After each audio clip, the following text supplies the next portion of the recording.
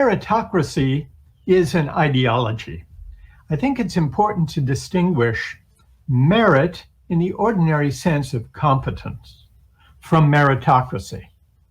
Merit, understood as competence, is a good thing. Victor, if I need surgery, I want a well-qualified surgeon to perform it. If I fly in an airplane, I'm hoping the pilot is well-qualified. That's merit in the ordinary sense. But meritocracy is something different. Meritocracy is an ideology. It's a principle. It's a system of rule that says if chances are equal, the winners deserve their winnings.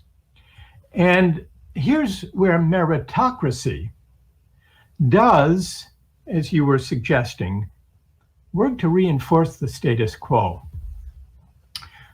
In recent decades, those who've landed on top have come to believe that their success is their own doing, the measure of their merit, and that they therefore deserve all the benefits that the market bestows upon the successful.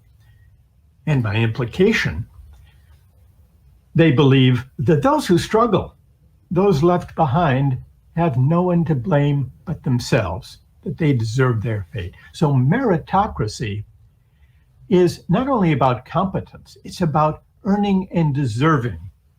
And it's a way of thinking about who deserves what that is closely connected with the results, with the outcomes that market societies produce. We easily assume, too easily assume, that the money people make is the measure of their contribution to the common good. But this can't be right, because if it were true, then a hedge fund manager, for example, would be contributing to the economy, to the common good, something hundreds of times more valuable than what a nurse contributes or a teacher. But everybody knows, almost everybody knows that's not so, even defenders of the free market.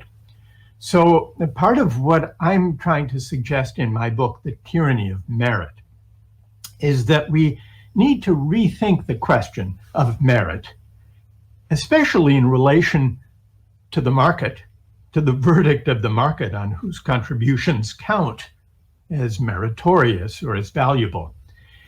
And I think we have to have a broader public debate as democratic citizens about whose contributions matter most.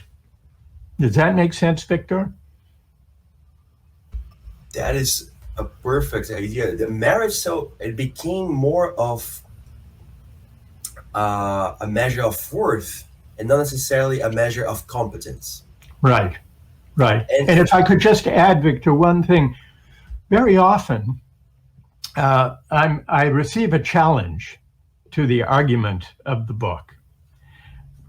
People say, I'm claiming that meritocracy in its current practice and even in its principle, it actually reinforces the widening inequalities. That's my argument. But many people challenge me by saying, well, isn't merit a good thing? Isn't it better than allocating social roles, jobs, positions, university places on the basis of nepotism or corruption or aristocratic privilege? Isn't meritocracy a liberation from those things? And to which I reply, well, merit in the sense of competence is, of course, preferable to corruption and nepotism and aristocratic privilege.